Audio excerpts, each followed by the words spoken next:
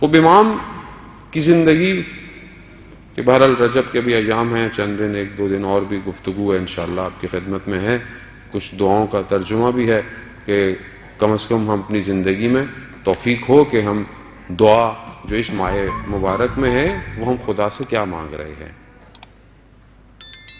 امام کی زندگی باقی ائمہ کی طرح، ظاہر ہے ائمہ جتنے بھی امام تھے ان کی زندگی میں جو خود ان کا علم، ان کی استقامت، وہ ہر چیز جو ظہور دکھا سکتی تھی بغیر اس کے کہ اس کو کوئی روکتا، اس نے ظہور دکھایا، اور ظاہر ہے وہ پھر مشکل کا ائمہ کے لیے باعث بن گئی، لوگوں کا آنا جانا، رجوع کرنا۔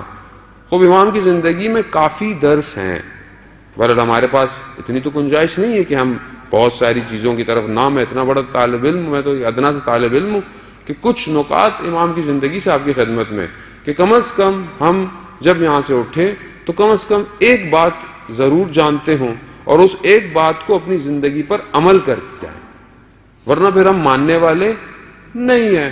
خود امام موسیٰ کاظم علیہ السلام ارشاد فرماتے ہیں اللہم صلی علی محمد آل محمد۔ حدیث طولانی ہے، مفہوم یہ ہے کہ امام کہتے ہیں کہ میں نہیں پاتا جو باتیں کرتے ہیں اور عمل نہیں کرتے، میں جب دیکھتا ہوں تو ان کو اپنے قریب نہیں پاتا، اور اپنی ساری زندگی یہ کہتے ہیں کہ میں علی کا شیعہ ہوں، مگر ان کی عمل، ان کی رفتار علی کا شیعہ نہیں بتاتی۔ تو جب تک ہم ان باتوں کو اپنی زندگی میں عملی جامہ نہیں پہنائیں گے، کس طرح میں کہہ سکتا ہوں کہ میں کس کا ماننے والا ہوں؟ امام کی زندگی، خود امام کا جو القاب ہے کاظم معنی غصے کو، یا جو بھی سمجھ لیں کہ آپ کی کسی وجہ سے انسان کی زندگی میں طیش آ جاتا ہے، یا جو کہ میں مثال سے سمجھاؤں گا، اس کو پی جانا، یعنی اتنا بردباد ہونا کہ جتنی بھی سامنے غصے والی بات ہو جائے خاموش رہ جانا۔ خوب آئیں اپنی زندگی کے اندر، امام کی زندگی میں واقعہ ہے کہ ایک شخص تھا جو امام کو اور ان کے جد کو برا بھلا بولتا تھا۔ امام کے صاحب نے بولا کہ مولا اجازت دیجئے ہم اس کو ختم کر دیں۔ خوب، کیونکہ ہمیشہ ہم اکثر شیعہ جذباتی ہوتے ہیں، اس وقت بھی امام کے شیعہ جذباتی تھے، تو مولا اس کو ختم کر دیتے ہیں۔ وہاں کہا کہ نہیں، چھوڑ۔ ایک دن امام نے اس سے پوچھا کہ کہاں ہے، تو کہا وہ اپنے کھیت میں کام کر رہا ہے۔ امام اپنی سواری پر سوار ہوئے، اس کی طرف چل گئے۔ جب اس نے دیکھا کہ کوئی آ رہا ہے اور میرے کھیت میں سے جا رہا ہے، تو اس نے وہیں سے شور مچانا شروع کر دیا کہ یہ میری فصل خراب ہو جائے گی، کہاں آ رہے؟ مگر امام آتے رہے، امام پہنچ گئے۔ جب اس نے امام کو دیکھا، کہا کیا ہو گیا؟ کہا میری فصل۔ کہا کتنی فصل خراب ہوئی ہوگی، کتنی تم اس سے کاشت کرو گے؟ کہا 100 دینار۔ کہا مجھ سے کیا توقع رکھتے ہو کہ میں تمہیں کیا دوں گا؟ تھوڑی دیر تحمل کیا، کہا 200 دینار۔ امام نے اسے 300 دینار دیے۔ کہا اور جو تمہاری فصل ہے وہ بھی خراب نہیں ہوئی ہے، اور جتنی بھی کاشت ہے اس کو بھی تم خود اپنے پاس رکھنا۔ جب اس نے امام کا یہ رویہ دیکھا تو امام کو چوما، بوسہ لیا، امام چلے گئے۔ دوسرے دن مسجد کے اندر دیکھا کہ وہ شخص مسجد میں نماز پڑھ رہا ہے۔ اب وہ جو اصحاب تھے کہ جو کل کو اس کو مارنے کو تلے ہوئے تھے، جب انہوں نے دیکھا، کہا ماجرا کیا ہے؟ کہا اس طرح امام آئے اور امام نے اتنی اپنی جو ہے وہ اخلاق کے ساتھ پیش کیا تو مردو ہوا۔ تو امام نے کہا کہ جو کام تم کرنا چاہتے تھے وہ بہتر تھا، یا جو کام میں نے کیا وہ بہتر ہے؟ ہم اپنی زندگی میں دیکھیں عزیزان محترم، ہم گاڑی چلا رہے ہوتے ہیں، ذرا سا کوئی گزر جائے، ہماری زبان سے کیا نکلتا ہے؟ ہم کس طرح اپنے گھر میں دیکھیں، میں آپ خدا نخواستہ آپ کو نہیں کہہ رہا، اپنے آپ کو، بچہ ذرا سا میرے مطابق عمل نہ کرے، میں اس سے کیسے بہیو کرتا ہوں؟ خدا نخواستہ زوجہ کھانا صحیح نہ بناتی ہو یا کچھ ہو جائے، چاہے میں جتنی ٹینشنیں باہر سے لے کر آیا ہوں، امام فرماتے ہیں 2 صحابی حج کے زمانے میں امام کی خدمت میں آئے۔ امام نے احوال پرسی پوچھی تو یعقوب تھا۔ امام نے بولا یعقوب کل تم جب مدینہ پہنچے تو تم ایک جگہ پر اپنے بھائی سے آمنا سامنا ہوا، تلخ کلامی ہوئی اور تم نے ایک دوسرے کو برا بھلا بولا۔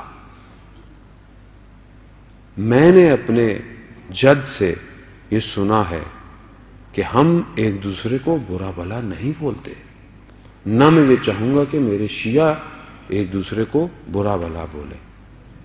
اور تم جانتے ہو کہ جب ایک شخص کسی کو برا بھلا بولتا ہے تو خدا اس کی عمر کو کم کر دیتا ہے، اور تمہارے بھائی کی موت قریب آ پہنچی ہے، وہ گھر نہیں پہنچ پائے گا۔ جب اس نے سنا تو اس کے تو پاؤں سے زمین نکل گئی۔ کہا پھر مولا میری موت کب ہے؟ کہا تم نے کیونکہ رستے میں کسی کے ساتھ ہمدردی کی تھی، نیکی کی تھی، ہدیہ دیا تھا، اس لیے تمہاری عمر کچھ سال بڑھ گئی ہے۔ یہی ہوا جب وہ گیا تو اسے پتہ چلا اس کا بھائی اس کے گھر پہنچنے سے پہلے۔ عزیزان محترم، ہمارے لیے بولے وہاں سے بھی تو کوئی بڑی بات نہیں، ہاں بڑی بات نہیں ہے، بات آسان سی ہے، بات سادہ سی ہے، مگر یہ سادہ سی بات زندگی میں کہاں ہے؟ سادہ سی بات ہے، ہم اپنے کولیگ کے ساتھ، ہم اپنے دوست کے ساتھ چاہے ذرا سی ایک برائی دیکھتے ہیں، وہ باقی ساری محنت اس کی کیا کرتے ہیں؟ ختم کر دیتے ہیں۔ آیت اللہ دستغیب اپنی کتاب کے اندر لکھتے ہیں کہ میں حج پہ مسافرت میں تھا تو ایک شخص کویت سے آیا ہوا تھا، اس نے یہ واقعہ بیان کیا کیونکہ بہت عبادت گزار تھا، پرہیزگار تھا۔ اس نے کہا کہ میں اپنے علاقے میں کویت کے اندر ایک دن خواب میں نے دیکھا کہ میں ایک جگہ سے گزر رہا ہوں، یقیناً جنت کی جگہ ہے، ایک محل بنا ہوا ہے، اس محل پہ ایک نام لکھا ہوا ہے۔ کہتے جس کا نام لکھا ہوا تھا میں جانتا تھا، وہ شخص محلے کا تھا۔ اس کی اس محل کی ہیبت کو دیکھ کر، اس کے کام کو دیکھ کر میرے دل میں رشک پیدا ہو گیا کہ کیا مقام ہے اس شخص کا۔ لیکن میں ابھی دیکھ ہی رہا تھا کہ اچانک سے ایک عجیب سی بجلی گری اور سارا محل ریزہ ریزہ ہو گیا۔ میں اس خوف سے کہ یہ کیا ہو گیا، اچانک میری آنکھ کھل گئی۔ صبح اٹھا، میں اس شخص کی خدمت میں گیا، کہا مجھے یہ بتاؤ کہ کل رات کو تم نے کوئی کام انجام کیا ہے؟ اس نے کہا نہیں۔ اس نے کہا میں قسم دیتا ہوں ایک راز ہے میرے پاس، میں تمہیں بتاؤں گا، مجھے بتاؤ تم نے رات کو کیا کیا۔ کہتے رات کو میں اپنی والدہ کے ساتھ کسی بات پر تلخ کلامی ہو گئی، بات اتنی بڑی کہ مجھے اپنی والدہ کو تھپڑ لگانا پڑ گیا۔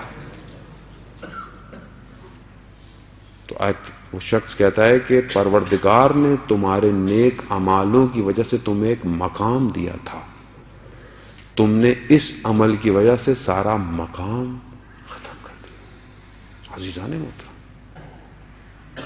ہمارے لیے تو چھوٹی سی بات ہے، کیونکہ برزخ دیکھ نہیں رہے ہم لوگ، ہمیں نظر نہیں آتی برزخ۔ اب جس کو کیمرے لگے ہوئے ہوتے ہیں، آپ گاڑی کی رفتار کیوں آپ ہلکی کرتے ہیں؟ کیونکہ آپ کو پتا ہے کہ کیمرہ لگا ہوا ہے، ذرا سا تیز جاؤں گا 100 درہم، 200 درہم، 500 درہم۔ کیوں؟ کیونکہ آپ کو علم ہے کہ کیمرہ آپ کو دیکھ رہا ہے، مگر خدا کی دستگاہ ہمیں 24 گھنٹے دیکھ رہی ہے، ہمیں علم نہیں ہے۔ وہ ہمارے حال سے واقف ہے، ہماری نیتوں سے واقف ہے، اور وہی عمل ہیں کہ جو مجسم ہو رہے ہیں خدا کی بارگاہ میں۔ عزیزان محترم، یہ ایک واحد اگر درس ہم امام کی زندگی سے سیکھیں کہ امام بردباری اور وقار و متانیت میں مطمئن اور اطمینان رکھتے تھے۔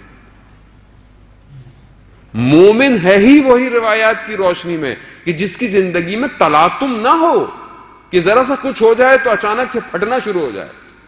مومن وہ ہے جو پروقار ہو، کیونکہ جب تک آپ اپنے اعصاب پر قابو رکھیں گے تبھی تو آپ کچھ کر سکتے ہیں، تبھی تو آپ مسائل کا حل نکال سکتے ہیں۔ لیکن اگر آپ کو اپنے اعصاب پر قابو نہ ہو، ہم تو نمک کم ہو کھانے میں، یہ کیا بنایا ہے، میں اتنی محنت کر کے آتا ہوں۔ ماں باپ تو ہم لوگ، آپ پرانے لوگ، آپ کو کیا پتا؟ تو قرآن نے قرآن نہیں جانتا تھا کہ کیوں بولا کہ اپنے والدین کے ساتھ احسان کرو، نیکی سے دیکھو۔ عزیزان محترم، ہمارا سب سے بڑا مسئلہ، ہم بہت نمازیں پڑھتے ہیں، بہت عمل کرتے ہیں، لیکن یہ جو اطراف کی چیزیں ہیں یہ سارے اعمالوں کو کھینچ لیتا ہے. تبھی تو دل مضطرب ہے ہر وقت، اطمینان نہیں ہے، پریشان ہے. اور دنیا مادیت اتنی تیز ہمیں گھما رہی ہے کہ ہمیں پتہ نہیں چل رہا کب صبح ہے اور کب شام ہو رہی ہے.